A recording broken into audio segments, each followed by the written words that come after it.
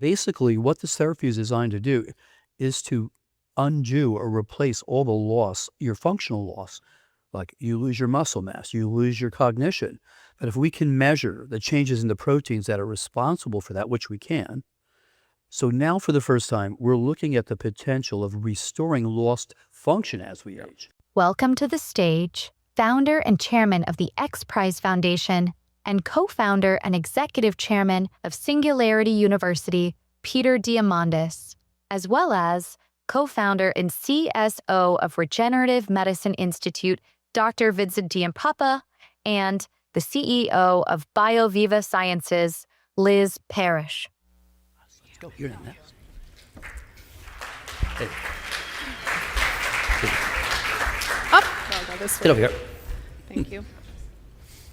Hey guys, welcome. It is so great to be here. Hello everybody. Liz, would you say a few words about yourself? Oh, sure. So I'm the CEO of a company called BioViva. I've been in the regenerative medicine space for 11 years, but the last 9 years have been focused on genetics after the diagnosis of type 1 diabetes of my son. So I became very interested in why we die and actually how we could stop that from happening. So that became a necessity case in order to do that. And since then, we've touched a lot of lives, and we hope to touch yours as well. Close to 30 years ago, I was one of the founding members, was first president of the American Board of Anti-Aging Medicine, which helped us really formalize how we treat doctors to treat the aging process. My last decade has been really focused on putting together what I believe is a world-class stem cell institute, the Regenerative Medicine Institute in San Jose, where we're in an environment where we can do things that we could never do here. And we've helped hundreds, if not thousands of people with stem cell therapies that should have been available here, or in the United States, I mean.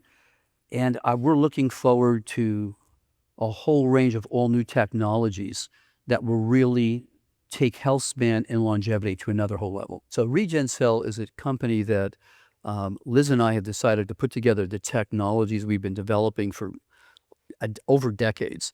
That is a combination of stem cells and specific genes where we can create a personalized approach, not just to dramatically impact the hallmarks of aging, but also to reverse some of the genetic gene activity profiles that basically cause the functional loss we all have, loss of cognition, loss of muscle. How do we think out of the box and literally impact what we know are all these processes that occur with the hallmarks of aging?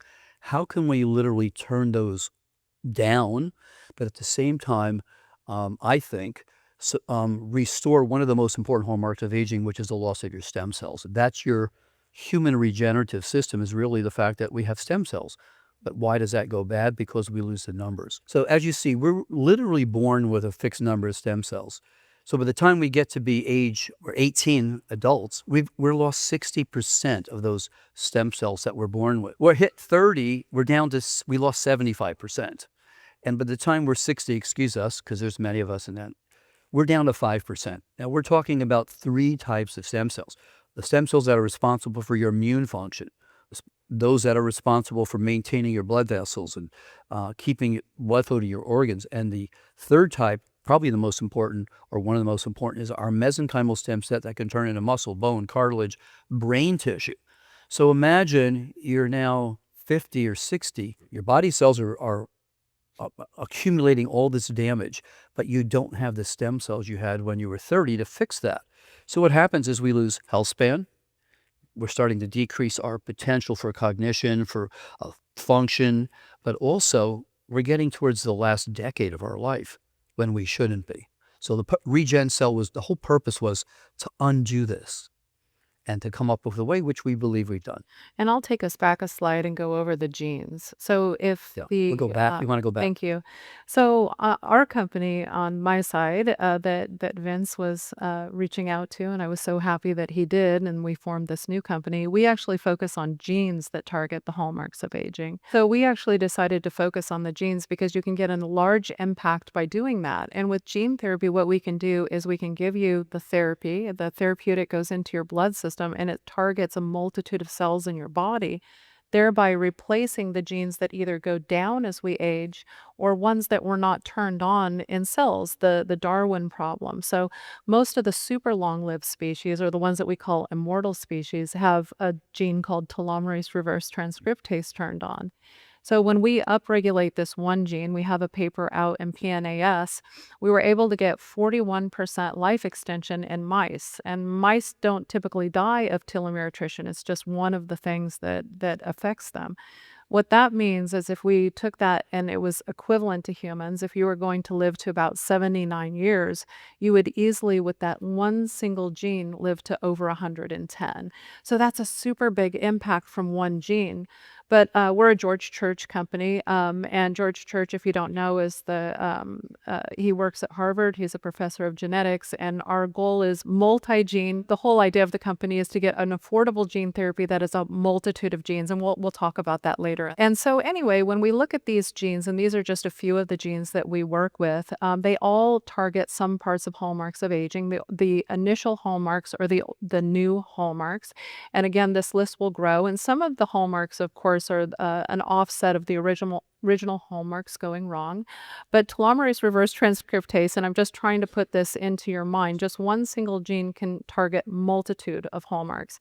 And then when we bring in the other players, the idea is to get the super wave of output.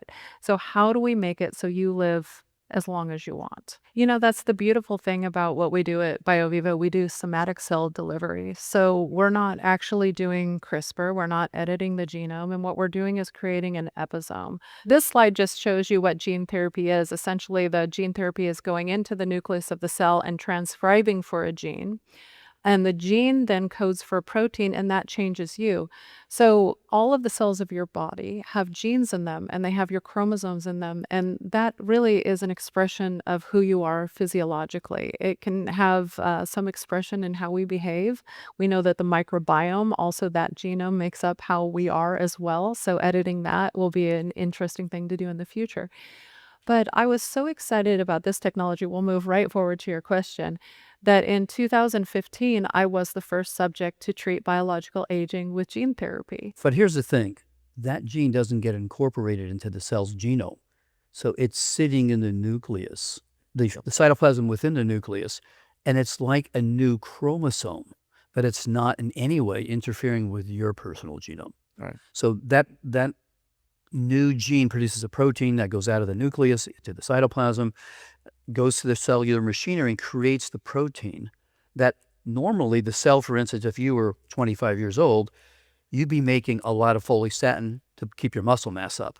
Well, and for instance, one of the genes that we're looking at putting in now in stem cells is follistatin, and what's already being used without stem cells, but with unbelievable impact in augmenting muscle mass without interfering with your genome. On average, in patients, we can increase their IQ by a standard deviation. So anywhere between 9 and 15. These are the holy shit moments that you guys should enjoy. And this is a single injection, probably maybe only once in your life. And that is the power of that. For some people, think about it. If you had someone who's very low performing, this could get them functioning and living on their own.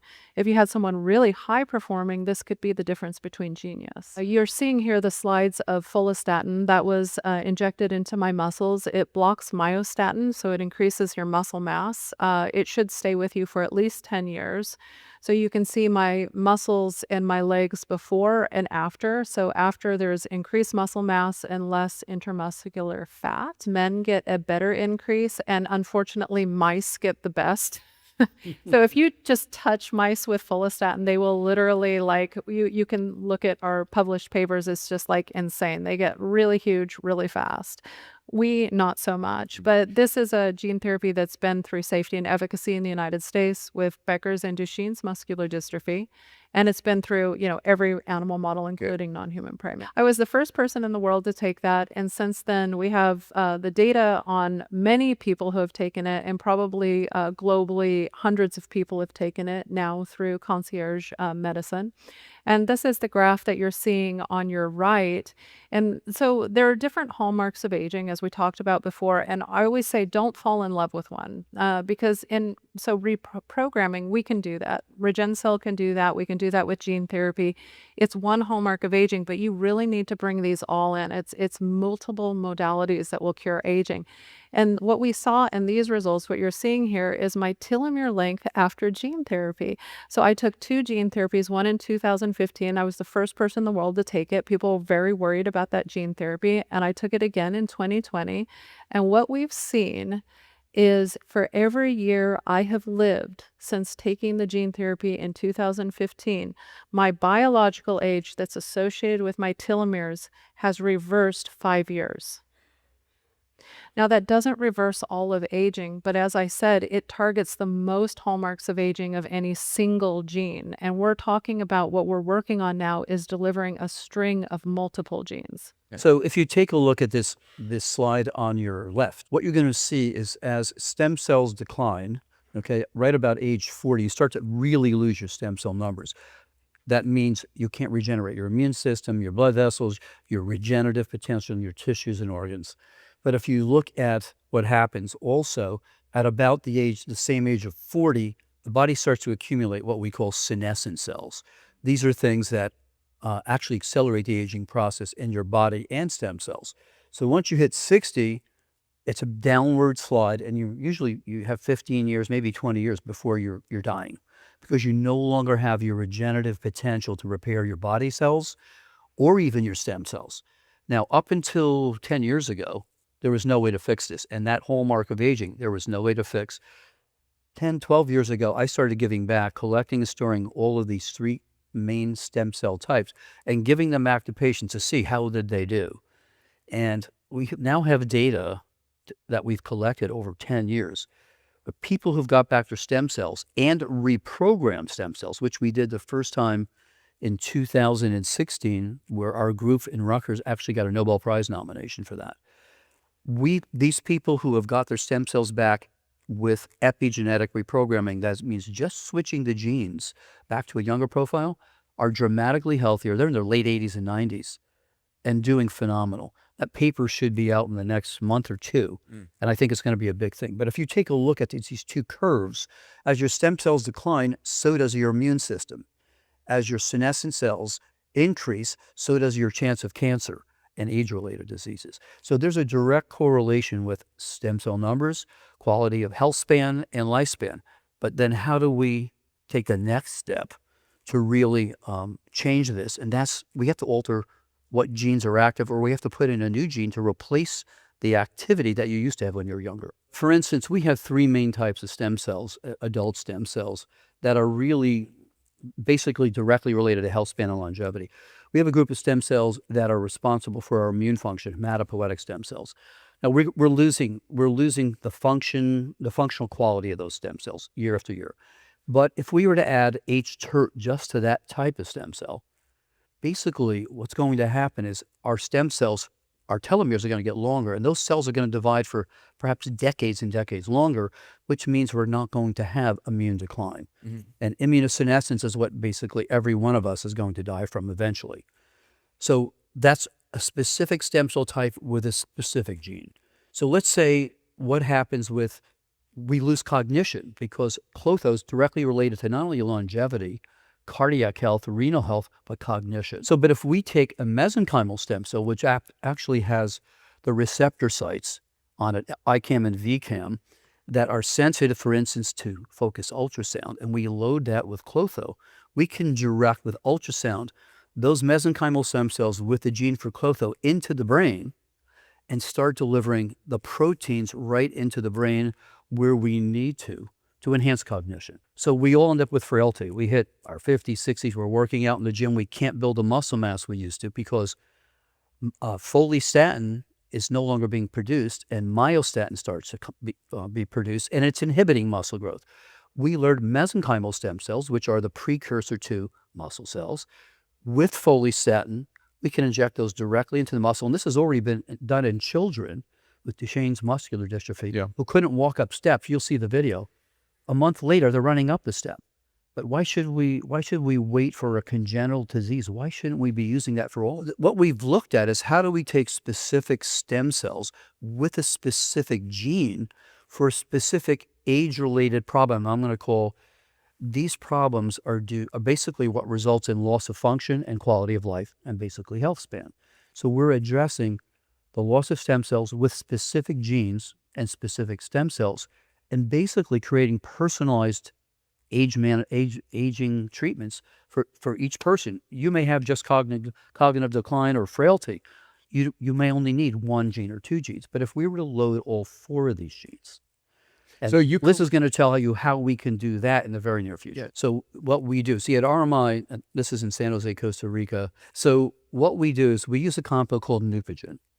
And there's different types of what we call mobilizing agents. In fact, Liz just came down, had her stem cells collected. I've had mine collected 15 years ago.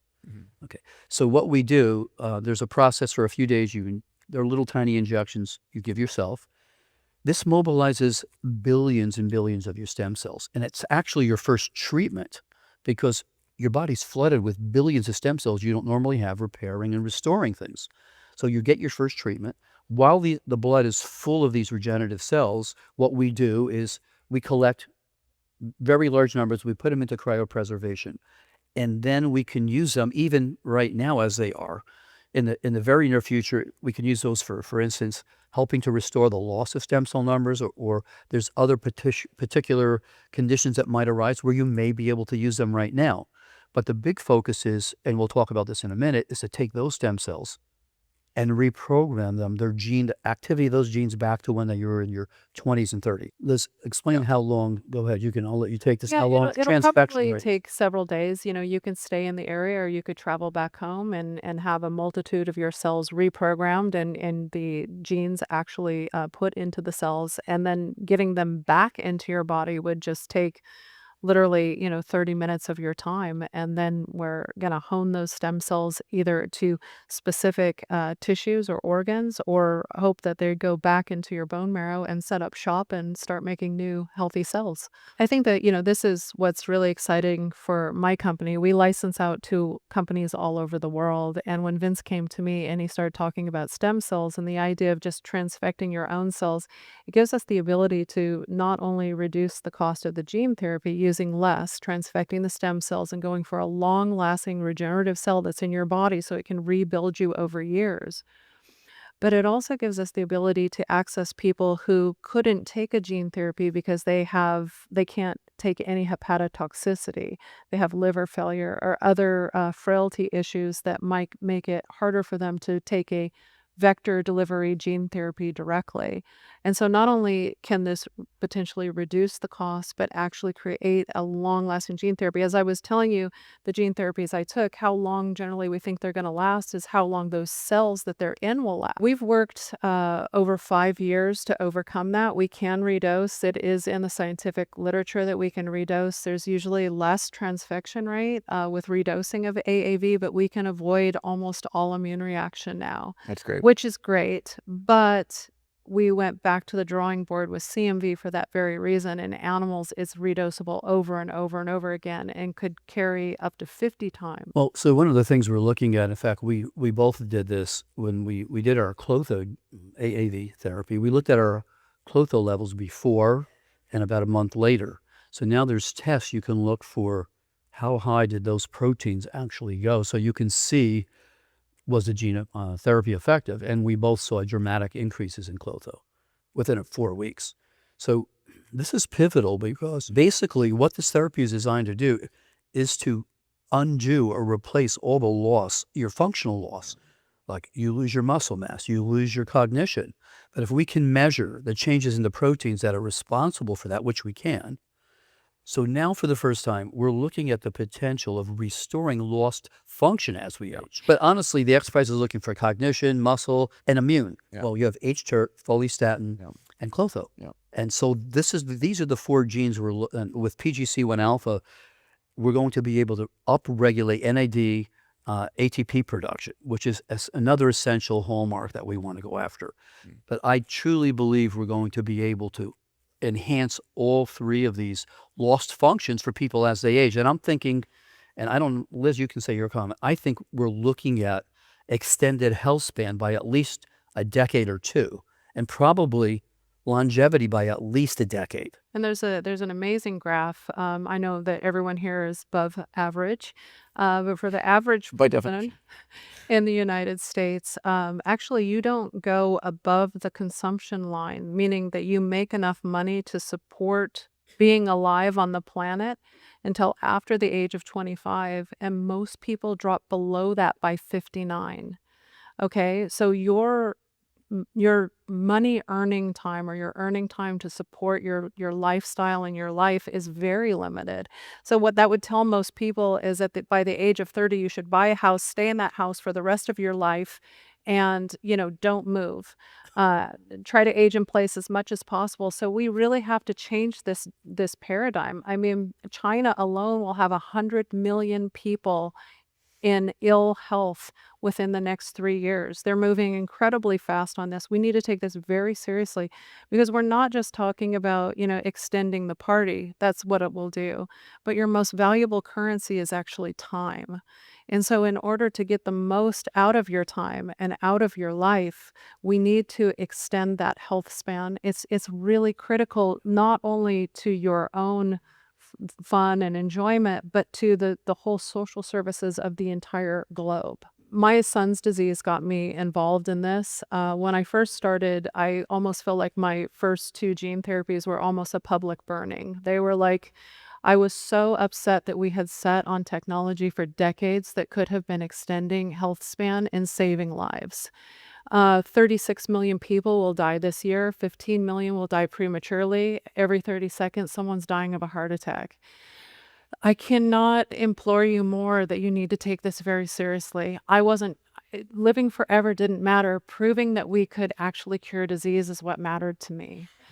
Now, I actually have shifted my thought process, and I actually think that we could live an extraordinarily long time. So I know mice are not people, but just giving back young stem cells, there's multiple papers that just giving back younger stem cells to the same genetic mice, they live 40% longer than maximum lifespan. Yeah. So let's say it's 20% in humans. Use 20%, maximum lifespan is 120 years. 20% of that's another 24 years. So I believe 100 years at healthy time in the next less than a decade is possible. Everybody in this room is extremely lucky to be alive at this point in human history. There is nothing like, this is the real renaissance. Okay, we are, every 3 months, what we know about aging and related technologies doubles. 3 years from now, we're going to have 6,000 times more information. And what we're looking to do right now with RegenCell is to bridge this gap, or open up a portal, if you will, to allow people to start reversing the lost function that they've had due to the aging process, but also with reprogramming to slowly start repairing their body cells by these new stem cells that have been reprogrammed, and then they will replace these aged, poor gene activity cells with new cells, which will basically regenerate the whole body over time. So we're looking at a new technology that will repair the damage to increase your health span, and a epigenetic reprogramming process to your stem cells for long-term regeneration. That's just for the next, maybe, who knows, 5, 6, 10 years. Yeah. What's going to happen, like you just said, with AI, and then eventually the merging of quantum computing with AI, which will happen in a decade and a half, we can't even imagine where we're going to be. Liz. Well, I think that, as we talk about AI and we talk about biologics, I feel like it is upon me to make sure that biology stays up to pace. So we need to keep our relevance as a human species, and we need to meet AI with what we have, and the best of what we can bring to this world. And so, we need to show that we are not the cause of problems, but we are actually the solutions. And I think that this is the next step, is genetic evolution into the future. We start with natural human genes, making ourselves healthier, stronger, smarter, faster. And we keep pace and we keep relevance, and we use AI to help us design a better future.